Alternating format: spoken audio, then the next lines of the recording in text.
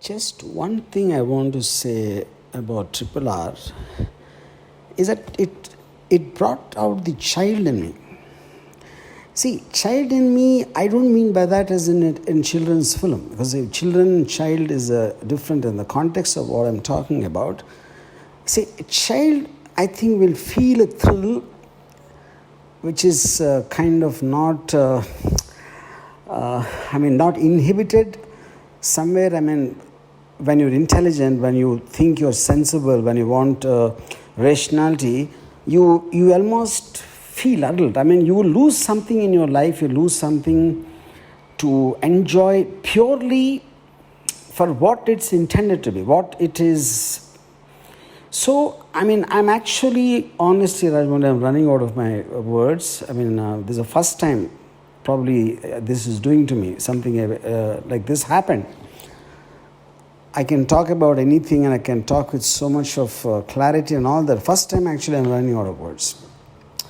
So I find it far superior to even Bahubali and Bahubali 2, because see, Bahubali 2 for me still is like, in the range of the Helen of Troy in very early times and Gladiator and a version of that. Fine, fair enough, superb. But Triple R, I think, is something which is, there is no benchmark.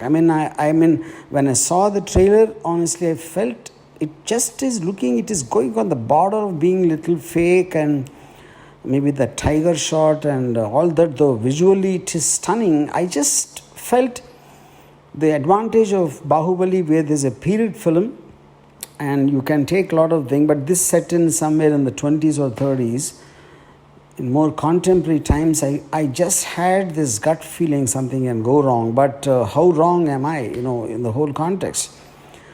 I really didn't matter to me whether this is set in in certain freedom struggle of whatever those characters are.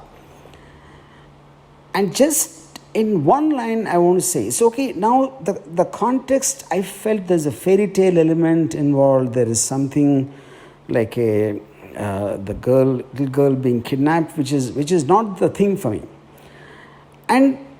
But the sweep of the narrative, see, the visual, of course, is mind-blowingly fantastic, nothing unlike anything I've seen before. But even the narrative sweep, I think, is unique in the context. You're a person you just love. You love a frame, you love a visual, you love an emotion attached to it. And it is so, obvious in every frame. It's like a brush strokes of a great artist, though I'm not into paintings. So which is the reason I'm once again saying that I'm just running out of words. Now, for me, the actors, somewhere in the reports I heard that Charan's character is better or something. I think it's nonsense. I think I can't pick out, because every time anyone is there, it's working as well. I wouldn't say one is better than the other. One is as good as the other in the context of whatever the film is talking about, the character's requirement or whatever you call. And the action sequences, I don't even know how to talk about it. Each and everything. I really don't believe there's a parallel. I am not a big superhero fan of a superhero franchise, the Marvel comics and all that. When I heard about the Ram Charan and Tarak fight, I thought somewhere it will be in the zone of the Batman-Superman fight. It should be somewhere around that. But I felt it caught such a right balance between being real and unreal. There is a human being and there is a Superman kind of a strength or a ability, you call. So the emotions on Tarak's and Ramcharan's face is so human, and what they do is superhuman, and that mix is something I don't believe I've ever seen so far. That is something else. And I think it is audacious to even imagine that animals coming and fighting, letting them out. And that is something pulled off. It was something like I felt myself kind of, just sitting an inch above it in the tension or the joy or what. I am actually not able to explain what emotion I felt while watching Triple R. And and so I mean I can go on and on and on and on. I don't know where to stop, but it is an experience of a lifetime. I would call it, and I would find it far superior to any of the Marvel films because it is creating its own exoticness. It's creating its own ambience, creating its own atmosphere, which is something I actually felt like I don't remember in the last 30, 40 years me enjoying like a child. It just I became a child when I was watching.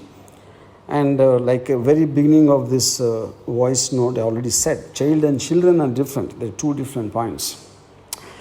And lastly, just want to tell you this, Rajamouli, you are a wealth not of Telugu industry, not of Indian industry. You are a wealth of the audience, You're born for the audience, and me and many millions and millions of people. I think we are so glad that someone like you have come upon this earth to have a dream, to dare to dream, to have the passion and the patience to make it realize, and coming on the silver screen and subjecting us to this, again I'm out of my words. This is a treat of a lifetime. I just love you.